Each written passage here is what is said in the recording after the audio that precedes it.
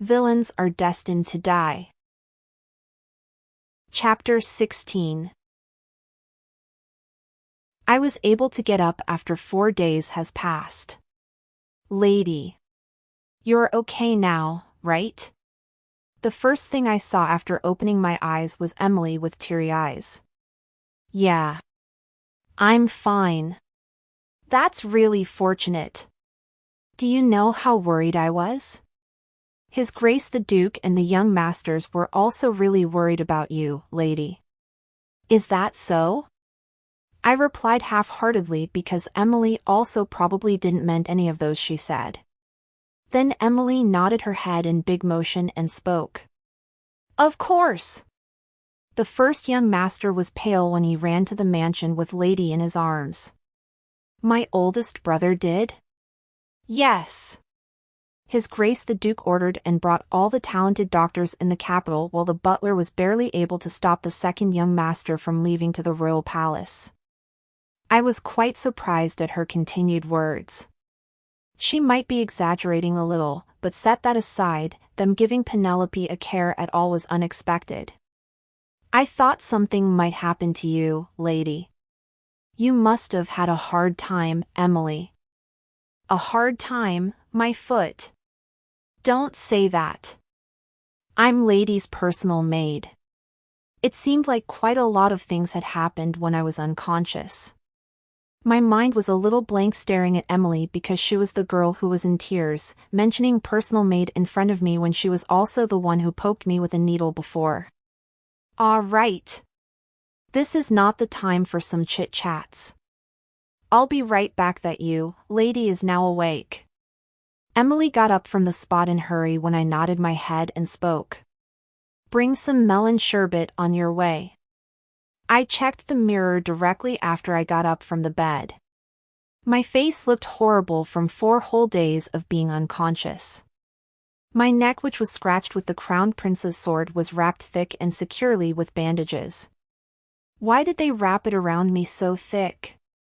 If someone were to see this, they'd think I broke my neck instead of thinking it's just wounded. I felt trapped by these bandages, so I thought of taking them off me, but I decided to just let it be for a little while longer. It was because I thought it wouldn't be that bad to act like a patient for a while. It was around when I was resting on my bed after finishing the clam soup and the melon sherbet that Emily had brought to me. Knock, knock. A knocking sound on my room door was heard. Lady, it's Pennell. The visitor was Pennell, the butler. He didn't do things such as coming in without knocking anymore after that incident the other day. However, that couldn't stop me from frowning. I thought I told him to let others come to visit me if he had business with me. I sent Emily out my room instead since I didn't forgive him completely yet. Go and check the reason why he came here. Emily did as told without any further question. What came out her mouth after she came back was unexpected. Lady, the butler said that his Grace is calling for you. Father? It was not allowed for anyone to deliver the orders from the owner, aka the main power of this mansion, to the others. I could understand why the butler had to come himself this time for that reason, so I stood up from the bed. Emily, bring me an outerwear. Are you not going to change clothes, lady? Emily asked as if it was rare for me to not do as so. Currently, I was in a white one-piece that I woke up with.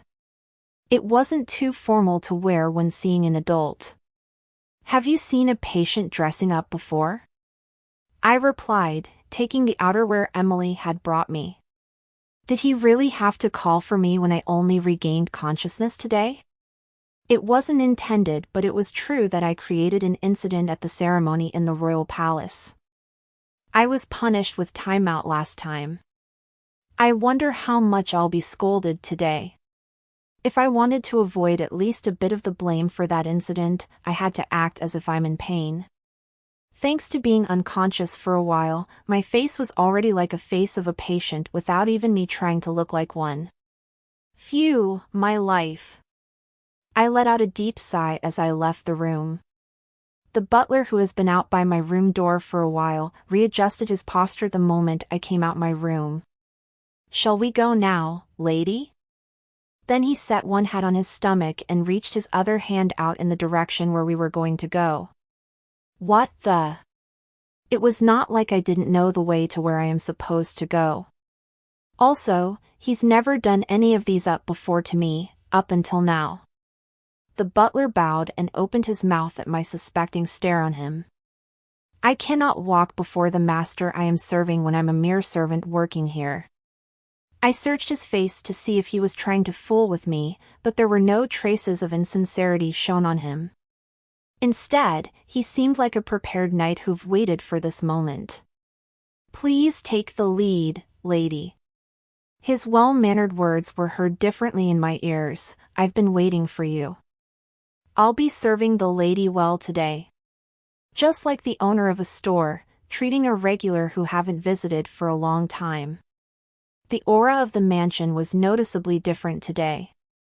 Why is everyone acting like this today? All the servants who used to be busy glimpsing at me were all bowing in manners whenever their eyes met with mine. That time, I didn't know that it was all thanks to the butler walking behind me, giving them a warning with his glares. "Lady, please wait a moment." It was when I arrived at the door to the Duke's office. The butler, who was silently walking behind me, walked past me to the door. "Knock, knock, knock. Your Grace. Lady Penelope has arrived. Let her in." The butler opened the door for me, also in a very well-mannered way, after the Duke spoke from inside. "Please head inside, lady." I felt a bit awkward, entering the room. It was as if he's been training his manners when I was sick. "You came." The Duke was sitting on the sofa today, located on the front side of his work desk. "Have you called?" I greeted, bowing my head. He nodded at my greeting and gave me his permission to sit. "Have a seat."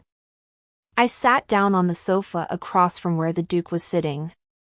Then in my brain, I went over the excuses I've come up for this conversation. The Duke slowly opened his mouth to speak after a while of silence. "The reason I called for you today. Father. May I quickly say something first?" I quickly cut through his line. Then I stood up from the spot I was sitting on, then kneeled down on the ground next to the sofa. "I apologize for everything. This was my plan. Apologizing before everything. It seems like I didn't look back on my actions during my time out enough that I caused such a fuss again in the royal ceremony and brought shame to the family. The words I've prepared came out my mouth like a spilling water. I mean, would he go far as to kicking his daughter, who just woke up from being ill, out the house when she's confessing like this? No, wait. It seemed like my plan has worked because the shock he must have felt was noticeable on his face. "I'll not dare bring up the words for you to forgive me. I know the best that I'm at fault here. What do you? I'll take on any punishments you give without opposing. So. Enough." I was about to ask him to spare me a little, but him shouting with his one hand in the air made me shut my mouth before being able to ask that. "Penelope Eckart." The Duke called my name with a low and deep voice. Gasp. Does this not work anymore after I used this strategy once already? I started to feel worried. I replied, gulping. "Yes, father." "Rise." "Pardon?" That was unexpected that I had to question it again. When I did, the Duke's one eyebrow flinched. An Eckart doesn't kneel down on their legs no matter what the reason is. So don't lower yourself so easily like that, Penelope. No one can make you kneel to the ground as long as you're an Eckart. Even though that someone might be one of the royals. The Duke raised his voice when he said the word royal. Following that, he commended, "If you understand, then rise from the ground right this moment." All right." I abruptly got up from the ground and once again, sat on the sofa. My heart beat at the Duke's impressive charisma that I wasn't able to witness while playing the game. Did I say something wrong? I was thinking that when the Duke started speaking again. Penelope. The reason I called for you here is not to scold you or anything. Huh? Then. It was to hear about what happened in the royal palace in more detail. Now tell me. What happened between you and the crowned prince? I looked back at the time before fainting the other day, at his words. I followed the crowned prince, intending to be killed, then almost got my neck flown off my body from his sword. Then I saved myself from dying by talked about how I liked that insane bastard. I felt chills down my spine, thinking about that again. Well. I came up with an excuse, not noticing that the Duke was intensely staring my face, which was getting paler by each moment.